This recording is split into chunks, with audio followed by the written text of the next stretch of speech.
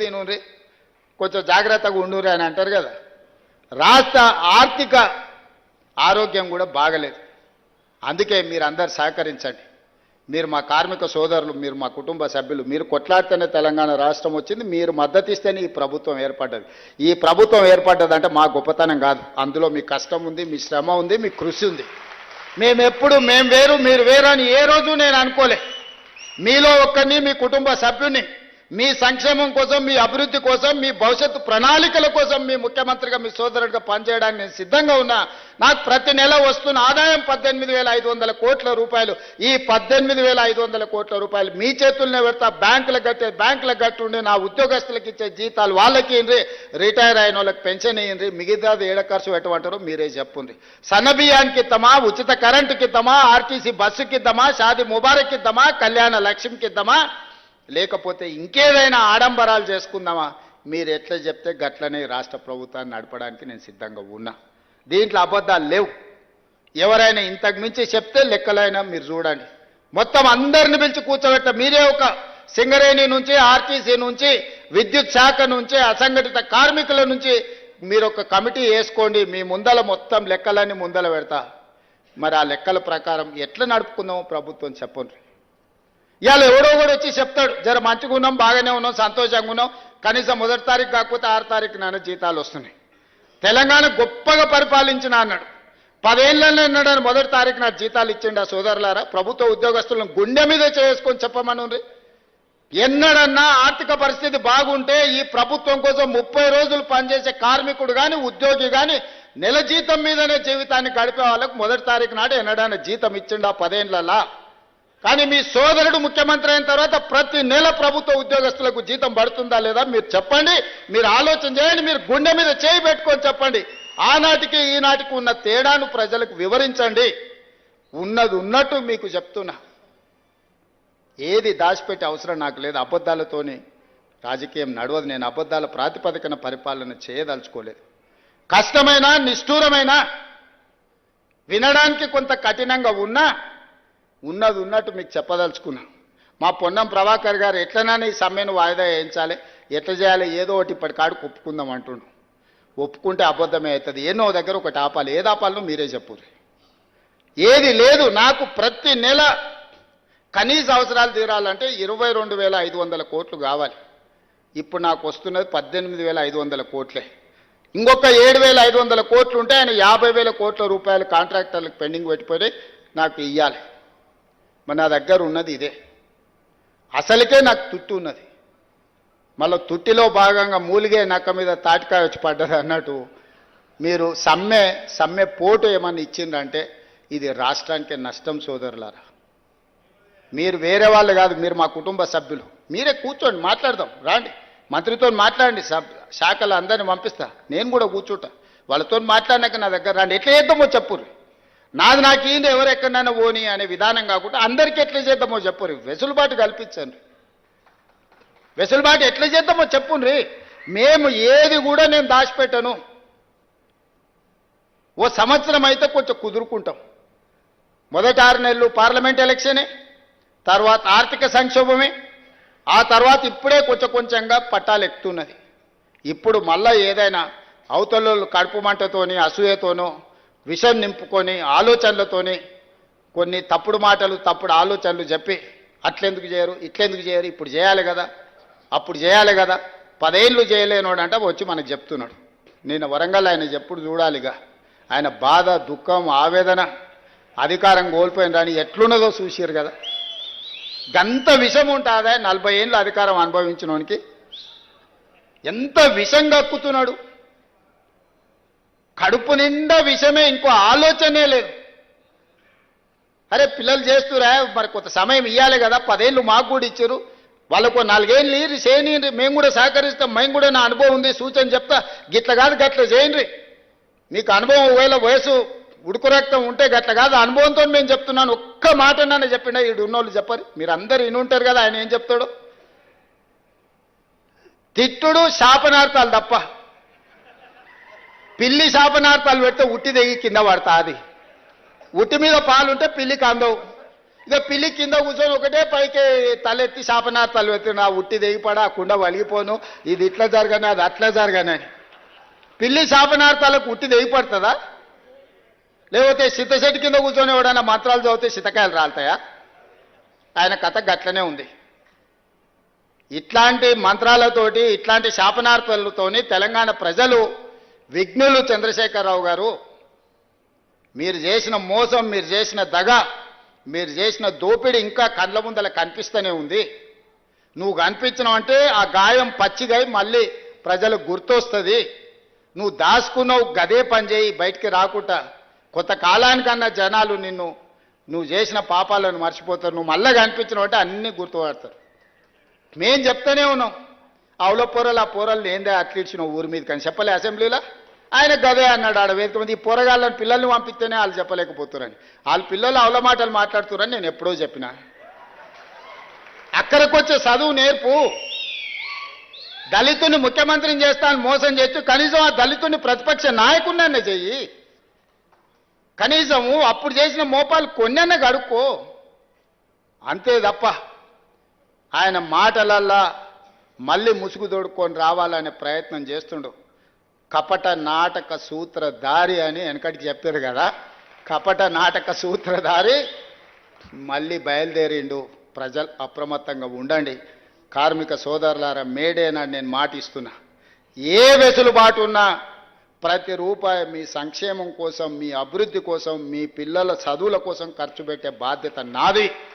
నమ్మండి నన్ను. 20 ఏళ్ళు మీకు అండగా నిలబడతా. నమ్ముకున్నోళ్లను కాపాడుకునే బాధ్యత మా ప్రభుత్వం చేస్తుంది. కులగణన చేస్తామన్నాం, చేసినాం. ఎస్సీ వర్గీకరణ చేస్తా అన్నాం, చేసినాం. ఉద్యోగాలు ఇస్తా అన్నాం, ఇచ్చినాం. సన్న బియ్యం ఇచ్చినాం. ఇవాళ ఆడబిడ్డలకు బస్సు ఉచితంగా ఇచ్చినాం. చెయ్యగలిగింది ప్రతిదీ చేస్తున్నాం. ఏదైనా సమస్య ఉంటే మీకే చెప్పుకుంటాం. మీరే మా పెద్దలు. మేము ఒకరి దగ్గరికి వెళ్ళి చెప్పుకునే అవసరం నాకేముందా? మీరందరు కలిస్తే, మీరందరూ మా అండగా నిలబడితే ఆ కుర్చీలో కూర్చున్నా. మా తాతలు ఇచ్చిన ఆస్తి కాదు ఆ కుర్చీ, మీరిచ్చిన కుర్చీ. మీకే చెప్పుకుంటే ఏమన్నా ఉంటే ఎవ్వరు ఏం అనుమానం పెట్టుకోకండి. ఏడికి వెళ్తాడుకొచ్చి కూర్చుంటా, మీ మధ్యలోనే కూర్చుంటా. నాకున్నది ఏంటంటే నా దగ్గర ఏం గుంజుకుంటారు? ఏముంది నా దగ్గర మీరు గుంజుకోనికే? ఏదైనా ఉంటే చెప్పుకుంటారు. చెయ్యాలనే చిత్తశుద్ధి నాకుంది. చేయగలిగింది ఉంటే అక్కడికక్కడనే చేసి వస్తా.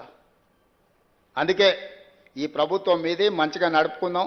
వాడో వీడో మన మీద విషప్ సూపులతోటి అంటారు కదా, కళ్ళల్లో ఏదో ఉన్నదని. అట్లాంటి కళ్ళల్లో పెట్టుకొని కొంతమంది మన ప్రభుత్వాన్ని దెబ్బతీయాలను, మన ప్రతిష్టను ఇవాళ భంగం కలిగించాలని చూస్తారు. కేంద్ర ప్రభుత్వానికి కూడా తెలంగాణ మోడల్ తప్పలేదు. తెలంగాణ మోడలే ఈరోజు కేంద్ర ప్రభుత్వం తీసుకోవాల్సి వచ్చింది. తెలంగాణని ఈ దేశానికి రోల్ మోడల్ అని చెప్పి నేను చెప్పదలుచుకున్నా. అందులో మీరే భాగస్వామి. రేపు వచ్చే మన గిగ్ వర్కర్స్ పాలసీ ఈ దేశానికే రోల్ మోడల్ అవుతుందని నేను చెప్పదలుచుకున్నా. కార్మిక చట్టాలను సవరించి కార్మికులకు రక్షణ కల్పించి కార్మికులను ఆదుకునే విధానాన్ని ఎప్పుడైతే తెలంగాణ రాష్ట్రం తెస్తుందో అది తెలంగాణకి మోడల్ అవుతుంది. కేటగరైజేషన్లో మనమే నెంబర్ 1, కులగణలో మనమే నెంబర్ 1, గిగ్ వర్కర్స్ పాలసీలో మనమే నెంబర్ 1, ఆర్టీసీ బిడ్డలకు ఉచిత బస్సులో మనమే నెంబర్ 1, ఈ రాష్ట్రంలో శాంతి భద్రతలను కాపాడడంలో దేశంలోనే మనమే నెంబర్ 1, నిత్యావసర వస్తువుల ధరలను నియంత్రించడంలో మనమే నెంబర్ 1, నిరుద్యోగ సమస్యను పరిష్కరించడంలో మనమే నెంబర్ 1.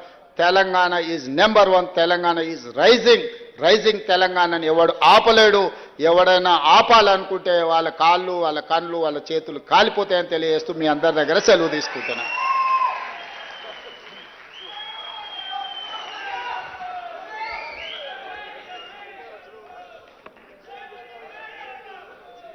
రైజింగ్ తెలంగాణ ఆ లోగో మీ మనసులో 20 సంవత్సరాలు 16 మంది ముఖ్యమంత్రులు 72,000 కోట్ల రూపాయలు అప్పు చేస్తే ఒక వ్యక్తి, ఒక పార్టీ, ఒక కుటుంబం 10 సంవత్సరాల 7 లక్షల కోట్ల రూపాయలు అప్పు చేసింది.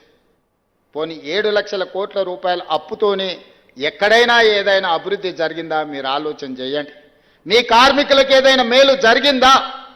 చనిపోయిన కార్మికుల పట్ల మానవత్వంతో ఎప్పుడైనా ఆలోచన చేసిండ్రా?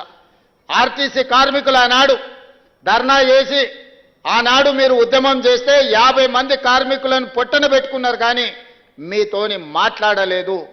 మరి మేము వచ్చిన తర్వాత ఈరోజు ఆర్టీసీని గాడిలో పెట్టి ఈరోజు లాభాల వైపు నడిపించే ప్రయత్నం చేస్తున్నాం. ఆర్టీసీ కార్మికులకు నేను విజ్ఞప్తి చేస్తున్నా, మళ్ళీ సమ్మె అని చర్చలు చేస్తున్నారు. దయచేసి ఈ సంస్థ మీది. ఈ సంస్థను ఏ మాత్రం పట్టింపులకో రాజకీయ నేపథ్యంలో ఎవరైనా ప్రోత్సహిస్తే, మనం ఏదైనా ఒక నిర్ణయం తప్పుగా చేస్తే మొత్తం సంస్థనే దెబ్బతినే పరిస్థితి ఈరోజు ఉంది. అదే కాదు, ఇవాళ మీరు ఆలోచన చేయండి, 7 లక్షల పైచిలకు కోట్ల రూపాయల అప్పులు రాష్ట్ర ప్రభుత్వం మీద ఉన్నాయి. ఆయన 50,000 కోట్ల రూపాయల కాంట్రాక్టర్ల బిల్లులు పెండింగ్ పెట్టాడు. బొగ్గు సరఫరా చేసిన సింగరేణికి 20,000 కోట్ల రూపాయలు పెండింగ్ పెట్టాడు. అదేవిధంగా వ్యవసాయానికి ఉచిత విద్యుత్తు అందించిన విద్యుత్తు శాఖకు దాదాపుగా 25-30 కోట్ల రూపాయలు పెండింగ్ పెట్టాడు. ఇట్లా ఇంకొక 1,29,000 కోట్ల రూపాయలు వివిధ సంస్థలకు బకాయిలు పెట్టిండు.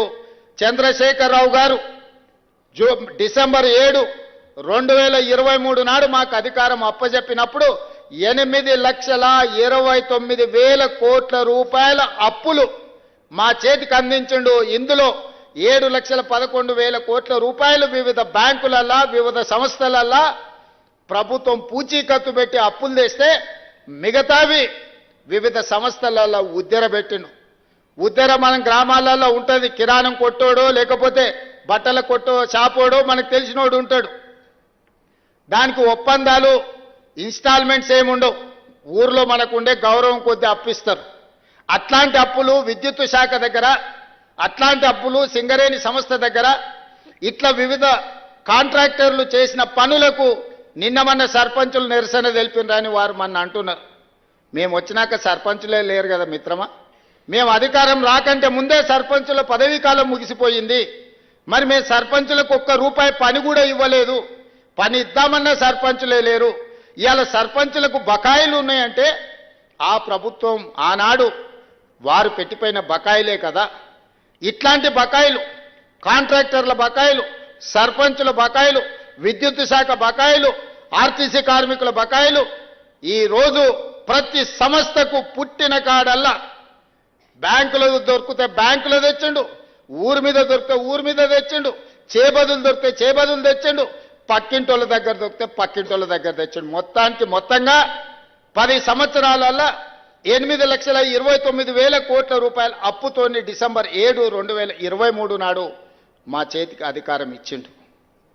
మరి ఈరోజు నేను అడుగుతున్న మిత్రులారా, 60 సంవత్సరాలు 16 మంది ముఖ్యమంత్రులు, 1948 నుంచి 2014 జూన్ 2 వరకు 72,000 కోట్ల రూపాయల అప్పు చేస్తే, ఒక వ్యక్తి, ఒక కుటుంబం, ఒక పార్టీ 10 ఏళ్లలో 8,29,000 కోట్ల రూపాయల అప్పు చేసి, ఆ అప్పులతోని ఆయన తీసుకున్న తప్పుడు నిర్ణయాలతోని మనకు అధికారం ఇచ్చిండు.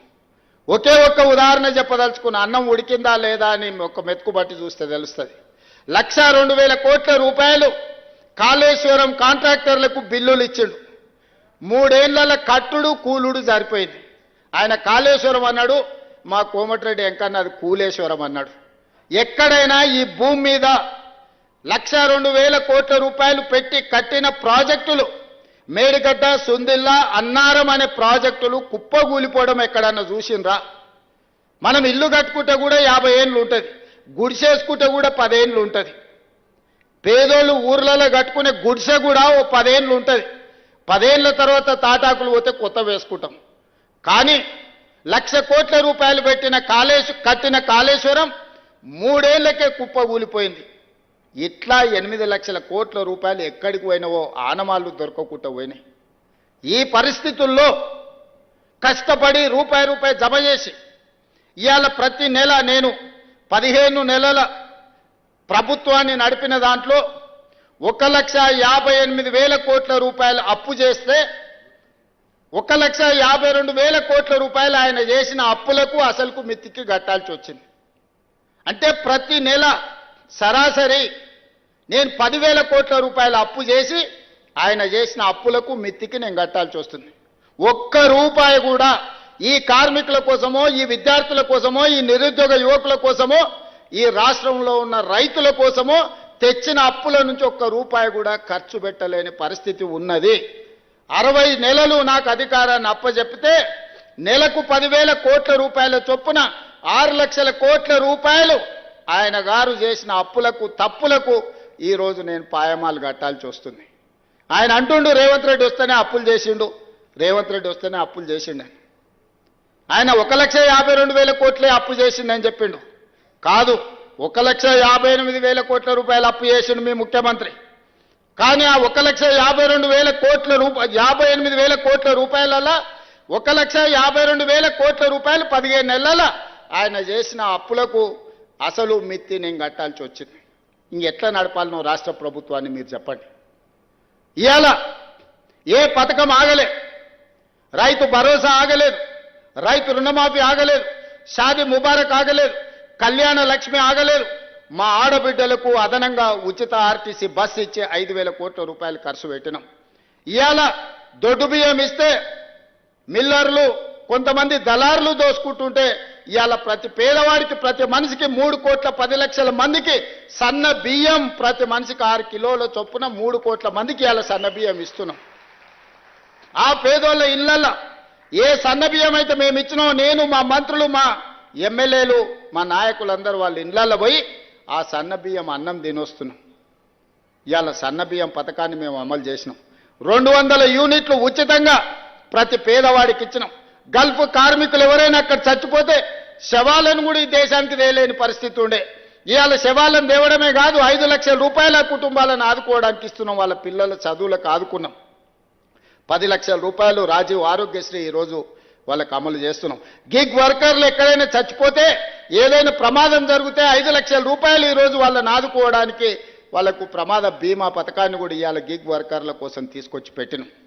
నేను అడుగుతున్న ఇవాళ మీరు ఆలోచన చేయండి. ఆనాటి పథకాలను అమలు చేయడమే కాదు, అదనంగా ఆర్టీసీలో ఆడబిడ్డలకు ఉచితంగా బస్సు ప్రయాణం ఇచ్చినాం. 500 రూపాయలకే సిలిండర్ ఇచ్చినాం. ఈరోజు సన్న బియ్యం పథకాన్ని అమలు చేసినాం. ఇట్లా చెప్పుకుంటూ పోతే ప్రతి పథకాన్ని ఈరోజు రాష్ట్ర ప్రభుత్వం అమలు చేసింది.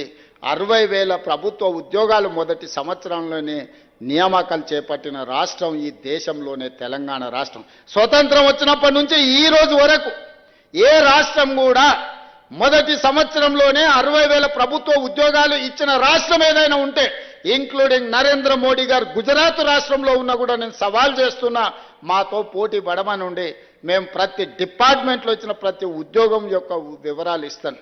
60,000 ఉద్యోగాలు ప్రభుత్వంలో నియామకాలు చేపట్టి మేము ఈరోజు నిరుద్యోగ యువకుల పట్ల ఒక సానుభూతితో మా ప్రభుత్వం ముందుకు వెళ్తుంది.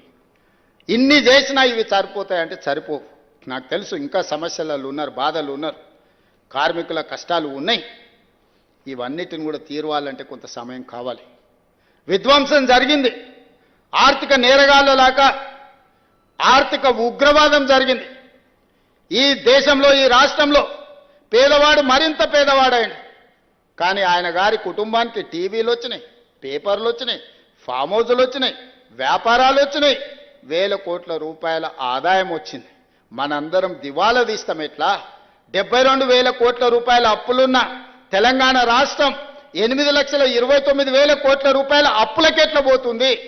ఆయనకు మాత్రం టీవీలు, పేపర్లు, ఫామ్ హౌజులు 1,000 కోట్ల రూపాయల పెట్టుబడులు వచ్చినాయంటే ఏం జరిగిందో తెలంగాణ రాష్ట్రంలో మీరు ఒక్కసారి ఆలోచన చెయ్యండి. ఇన్ని తప్పులు చేసి మళ్ళా వచ్చి చెప్తున్నాడు నాకు ఇవ్వండి, నా చేతికి ఇస్తే చక్కదిద్దుతాని. 10 ఏళ్ళు ఇచ్చిండ్రు, ఏమెలుగా పెట్టిండ్రు వారు, మీరు ఒక్కసారి ఆలోచన చేయండి. 10 ఏళ్ళ కనీసం మీరు బయటకు వచ్చి చెప్పుకునే అవకాశం అన్ని ఇచ్చిండ్రా?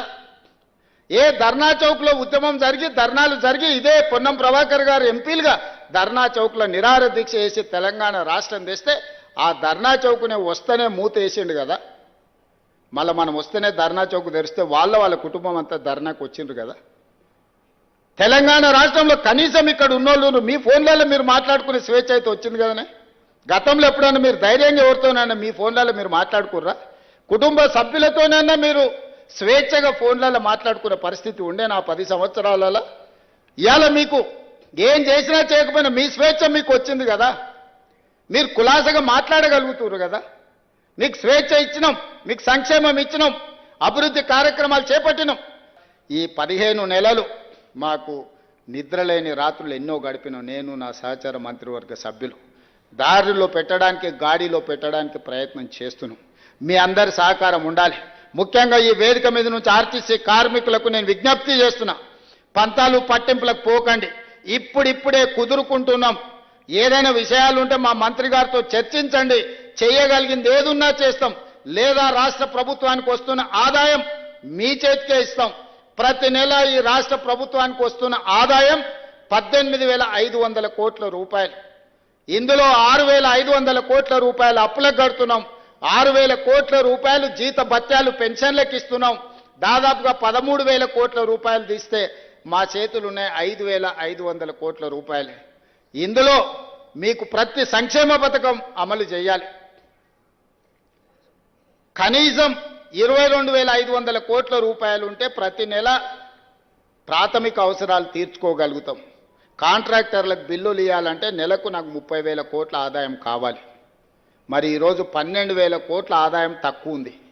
నా అవసరాలకు నా ఖర్చుకు ఒక కుటుంబంలో ఒక కార్మికుడు నెల జీతాన్ని తీసుకుంటే ఇంటి అద్దె, పిల్లల చదువులు, దవాఖాన ఖర్చులు, అదేవిధంగా ఇతర అవసరాలు అన్నీ లెక్కేసుకొని ఒక పాలకెంత, నీళ్ళకెంత, ఉప్పుకెంత, పప్పుకెంత, మంచి నూనెకెంత, భార్య బిడ్డలకెంత, అమ్మా నాయనకు వైద్యానికి అవసరమైతే ఏం ఖర్చు అని అన్నీ లెక్కేసుకొని బడ్జెట్ పద్మనాభం లాగా నెల జీతాన్ని ఎట్లా ఒక కార్మికుడు లెక్కేసుకుంటాడో తెలంగాణ రాష్ట్ర ముఖ్యమంత్రిగా ఇదంతా మన కుటుంబం అనుకొని నేను లెక్కలేసుకున్న లెక్కలని మీ ముందు